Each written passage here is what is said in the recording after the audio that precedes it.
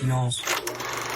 Chers auditeurs, je ne sais si vous avez déjà lu du Sylvain Tesson, mais je peux vous dire que se plonger dans une de ses œuvres est une expérience littéraire des plus intéressantes.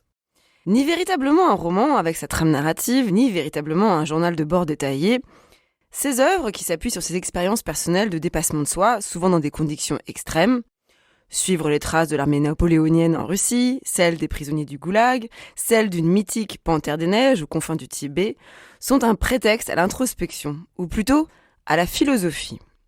Tout en racontant son quotidien, le prosaïque de la situation vécue, s'ajoutent ses propres réflexions sur le monde, le temps, les conditions humaines, la modernité. Il regarde le monde et livre ses pensées comme si sa mise en danger constituait une nourriture, un carburant au cheminement de la pensée intellectuelle par l'exacerbation des 5 sens.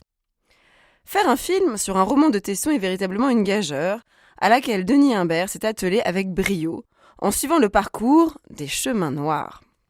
Pierre, écrivain explorateur, en qui la figure de Sylvain Tesson est clairement reconnaissable, décide à la suite d'un très grave accident qui a failli lui coûter la vie et sa validité de traverser la France en diagonale du sud-est au nord-ouest.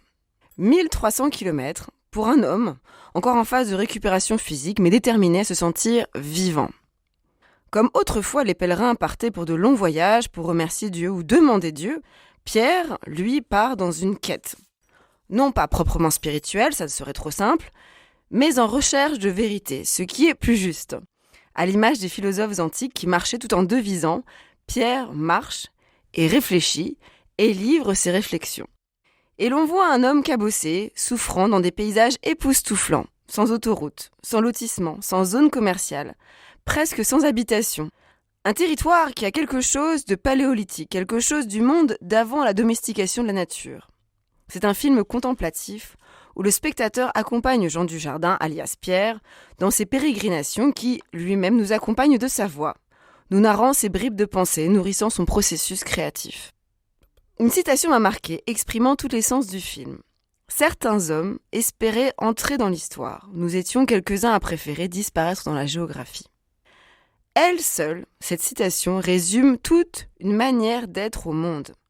L'humilité face à la grandeur, un enracinement solide et sobre.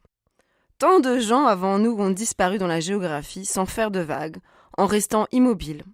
Et ce sont ceux, justement, qui nous ont façonnés, de cet immobilisme aussi rassurant qu'un vieil arbre ou une maison centenaire.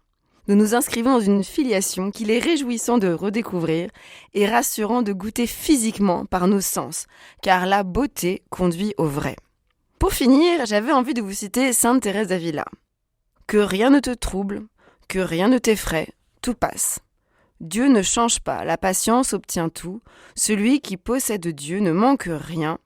Dieu seul suffit.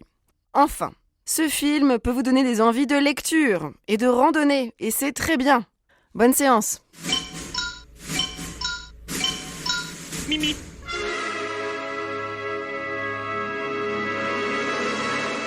Silence.